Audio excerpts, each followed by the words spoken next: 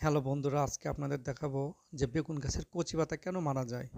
এই দেখেন, আমরা কেচিতে কাটবো। দেখেন এই যে ওর ভিতরে কি আছে আপনাদের দেখাবো। আপনারা দেখতে থাকুন। দেখুন, কাটবো এবং কেটে দেখাবো। ওর ভিতরে প্রতিটা আপনার বেগুন গাছের কচি পাতা, যেগুলো কচি পাতা সব মারা গেছে, আপনারা সব কেটে ফেলবেন এবং দেখবেন ওর ভিতরে পোকা আছে। দেখবেন যে হালকা হয়ে ঢুলে পড়ে গেছে, ভাবেন যে ওর ভিতরে অবশ্যই পোকা আছে। দেখবেন তখন আপনার কেচি দিয়ে সব কেটে ফেলবেন।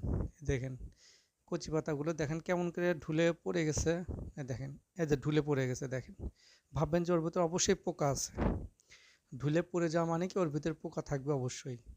এই দেখেন, অনেক বাগানেরা টের পায় না যে কচি পাতা কেন মারা যায়। এই দেখেন, আজকে আপনাদের বাস্তবে দেখাবো। এই দেখেন আমাদের বাস্তবে দেখাচ্ছি আপনাদের কত বড় পোকা। দেখেন এত বড় পোকা, দেখেন এই পোকাগুলো যে দেখবে ভয়ে গা শিওরে ওঠার মতো। এই দেখেন, এই দেখেন আমরা আপনাকে বাস্তবে দেখাবো। এই দেখেন। তো বন্ধুরা, আপনারা সবাই আমার চ্যানেলটিকে সাবস্ক্রাইব করে দিবেন, লাইক কমেন্ট শেয়ার করেন। এই দেখেন পোকাটা আপনাদের আমি বের করে দেখাচ্ছি। দেখেন, এই দেখেন, আমাদের সাথে থাকুন। এই দেখেন, এই দেখেন কেমন করে নড়তেছে। এই দেখেন পোকা, দেখেন এই বড় পোকা যদি গাছের মধ্যে থাকে, সেই গাছ কখনো বাঁচতে পারবে না এবং আপনি একটা ফলও পাবেন না।